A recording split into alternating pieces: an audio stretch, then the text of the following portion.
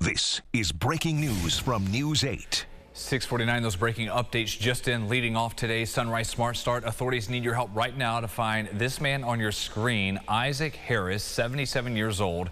We're told Harris has Alzheimer's and may be in need of medical care. He was last seen Tuesday night here in Rochester on Robert Street. That was around 5 o'clock in the evening. At the time, he was wearing a gray t-shirt and blue jeans. Please call 911 as soon as you can if you know where he might be.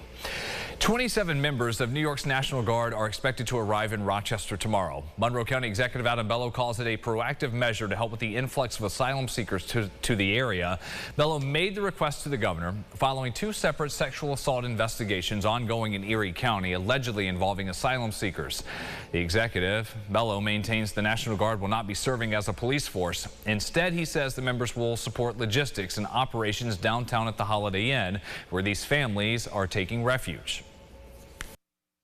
My job is to make sure that I'm providing for the safety and welfare of Monroe County and for those who are being relocated here. This is how you do that. You foresee what problems could exist and you act proactively to try to avoid that. The National Guard is part of that strategy now. Those resources are being made available to us. What a shame that would be if we were to say, no, we don't want the National Guard here to provide logistical and operational support.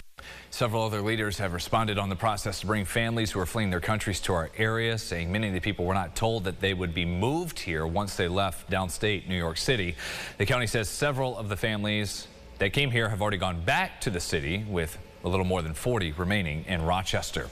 The family of 35-year-old motorcyclist Chaz Walker is expressing some relief after hearing of an arrest made in connection to a deadly hit and run on Empire Boulevard. Irondequoit police say Jason Bell is charged with leaving the scene of a personal injury incident resulting in death. The crash happened July 30th, just before 6:30 that night on Empire near the intersection with Hellendale Road.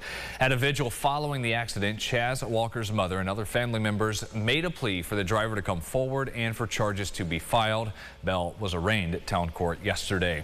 We're learning more about the sinkhole in Irondequoit that swallowed a car on St. Paul Boulevard near the zoo yesterday. There were two people in the vehicle when it fell in. That's when Anthony DeSalvo heard what was going on and ran down the street to rescue them. There was a lady in the car and there was actually a passenger. Oh, okay. Yeah, I was really concerned about him because it was so dark, I couldn't see if he was out of the car or not. But when the police department and the fire department showed up, they actually put a ladder down and was able to get him out. Crews have been assessing the damage to the infrastructure under the pavement and working on repairs. On that note, St. Paul from Covington to Paxton will be closed through at least the end of the week. Staying with that same stretch of road, but as it makes its way to Rochester city limits, a semi trying to go under the overpass at St. Paul Street got stuck yesterday. The tractor trailer is simply too tall and it ran into the cross section of the bridge. Police say this does happen a lot. The trailer had to be taken apart piece by piece to move it. First responders also checked the integrity of the bridge. No injuries reported. The street was closed throughout the day as they pulled the trailer out. Sunrise traffic here at 6:52.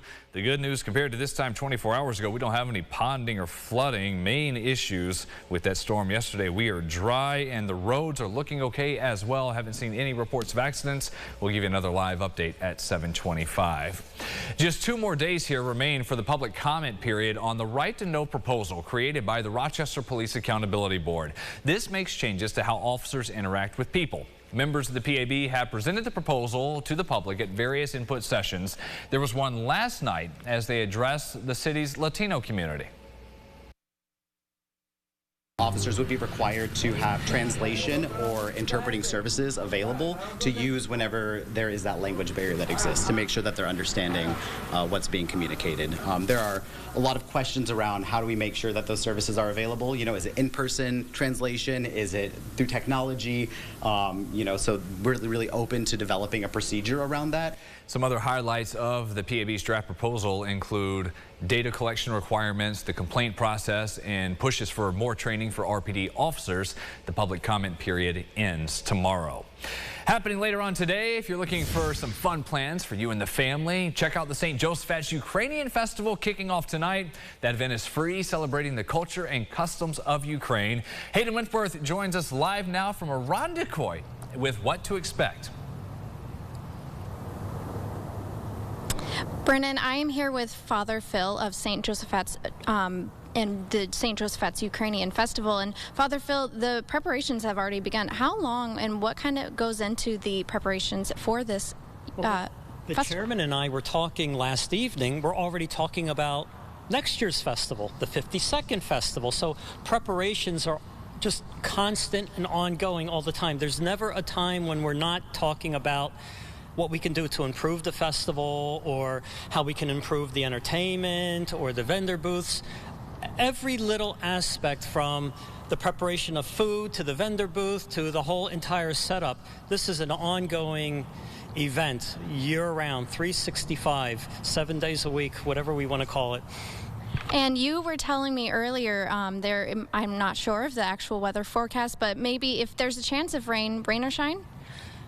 We pray for good weather in church. So we've been praying for good weather, and we're hoping that the weather is going to be beautiful. Today looks like it's going to be a beautiful day, but even if it rains, that doesn't stop us. We're still open. We have this big, huge tent that we have, and we just hope to see everyone there, rain or shine. Awesome. Thank you so much, Father Phil, for joining me today. And Brennan, the festival starts tonight at 6, and it is free to attend. All right, thank you, Hayden. So, hint. Yeah, it's not going to rain. We're good. Meteorologist here. It's going to be good tonight. Yeah. Good tonight. As long as you're not out past, say, 11 p.m., which I don't think most of us are going to be at the Ukrainian festival that late, it should be good going. Here's our cold front as it stands right now. It is making its way towards us. Timing-wise to the rain, like I said, if you're out past 11 p.m., you should be bringing the raincoat, bringing the umbrella with you. And then as we head into tomorrow morning, we should be doing all right. Just some scattered showers throughout the day as we see that low pressure begin to wrap around itself. But no issues like what we saw the other day are expected as we work our way into it. The 8-day forecast looking great, too, especially as we head into this weekend. Should be seeing plenty of sunshine and great weather for the Ukrainian festival. All right. Thank you, Liam. That does it for us here at Sunrise. CBS Mornings coming your way next. We'll see you back here at 7:25.